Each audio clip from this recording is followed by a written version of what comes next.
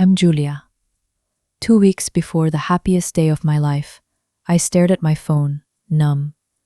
The balance on our joint wedding savings account, money we had spent 3 grueling years sacrificing for, read exactly $4.12. It was supposed to be $35,000. My chest tightened so hard I couldn't breathe. I called Mark, my fiancé, my hands shaking uncontrollably. It went straight to voicemail. That's when the panic truly set in. The man I loved, the man I was about to vow my life to, had wiped out our future. I didn't just feel betrayed. I felt entirely erased. When Mark finally walked through the front door that night, he didn't look like a thief. He looked like a ghost. His eyes were bloodshot, his shoulders completely hollowed out. Before he could even drop his keys, I screamed at him. I demanded to know who she was, where the money went, how he could do this to us. I threw my engagement ring across the room.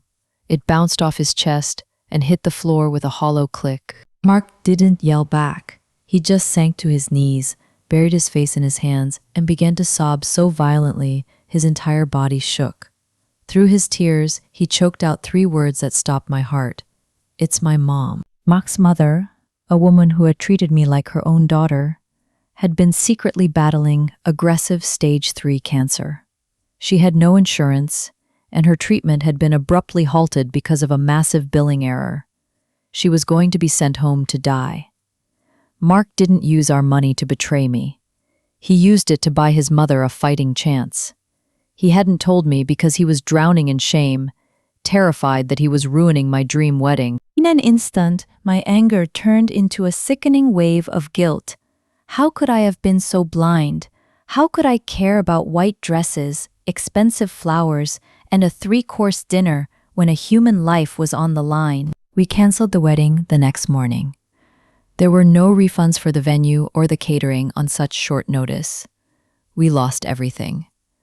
My friends whispered behind my back, assuming Mark had cheated or that we had fallen apart. The humiliation was heavy, but the reality inside our tiny apartment was heavier. For the next year, our lives became a blur of hospital corridors, the smell of antiseptic, and crushing financial stress. We worked double shifts. I took a second job at a diner just to help pay for his mom's post-op medications. There were nights we split a single pack of ramen noodles, sitting on the floor of our living room, too exhausted to speak. But every time I looked at Mark holding his mother's pale hand at the hospital, I knew I loved him more than I ever thought humanly possible. He wasn't just a fiancé anymore. He was my hero. True love isn't tested when things are beautiful. It's forged in the fire. 2 months ago, we sat in a sterile doctor's office, holding our breath. The oncologist walked in, looked at the scans, and smiled. "Remission," he said. The treatment worked. Mark and I wept open-mouthed, clinging to each other. We had won. Last weekend, we finally got married. There was no grand ballroom, no $10,000 catering, and no expensive designer dress. We got married in his mother's backyard. I wore a simple $50 sundress I bought online. But as I walked down that makeshift aisle made of grass and scattered rose petals, I looked at the front row. There she was, Mark's mom, standing on her own 2 feet, crying tears of pure joy, vibrant and alive. When Mark took my hands at the altar, he whispered, "I'm sorry I couldn't give you the wedding of your dreams." I looked at him, then at his beautiful, healthy mother, and smiled through my tears.